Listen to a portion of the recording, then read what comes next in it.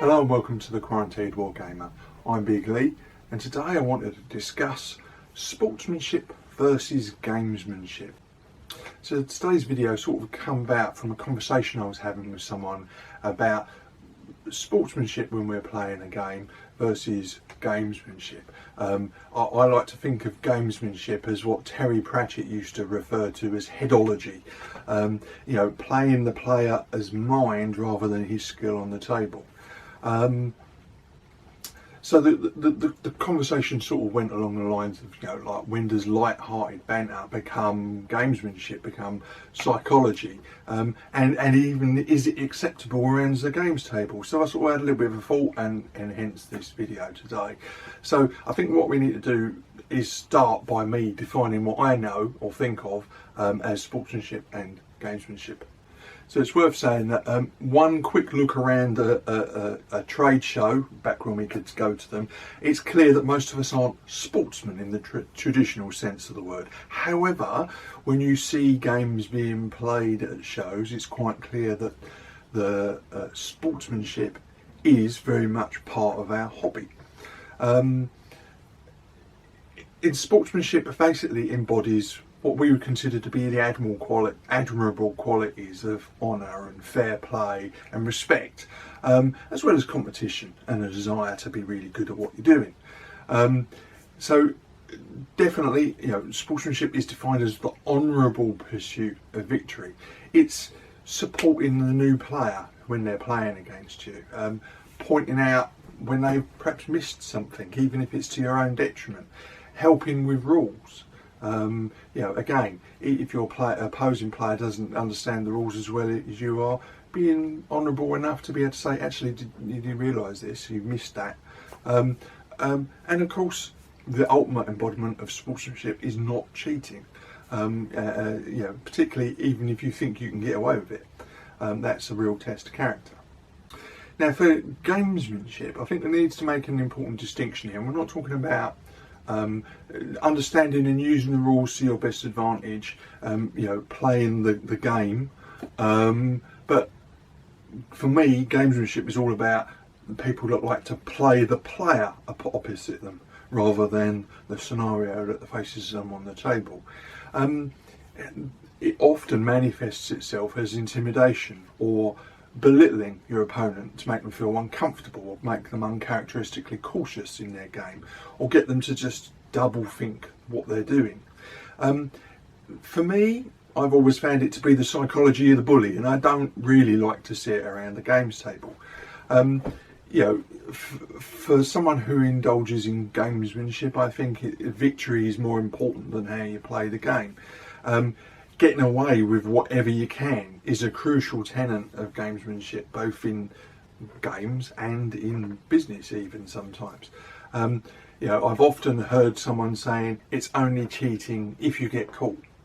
Well, obviously that's not true, it's still cheating, but if you get caught, of course everyone knows that you've been cheating. Now, for me, as already indicated, gamesmanship, in my humble opinion, is not a test of generalship. We are, at the end of the day, playing a game, right? A real general is obviously trying to gain an advantage by killing other people. We don't do that. We're playing a game. It's meant to be fun and enjoyable, as well as a test of our skill. If all you want to do is win, then it's only one more small step to cheating and intimidation becoming acceptable elements of the game. And I don't think any of us would really want to see that down the club or with our group of friends. So when I was preparing for this video and trying to put together a bit of a script, I remembered something I'd read on a business blog, and I actually managed to find it. And basically it was saying that gamesmanship as part of a business environment is creative intimidation, making others feel inferior so that you can assert your authority or your superiority on a situation. Proponents of business gamesmanship insist that all life is a game, and if you're not winning, then you're losing. Frankly, I find that sort of justification just a little bit takes you into some very dark places, and certainly something that I don't think should be around the games table in a friendly environment. It doesn't sound very honourable, and I'd suggest it probably isn't very honourable.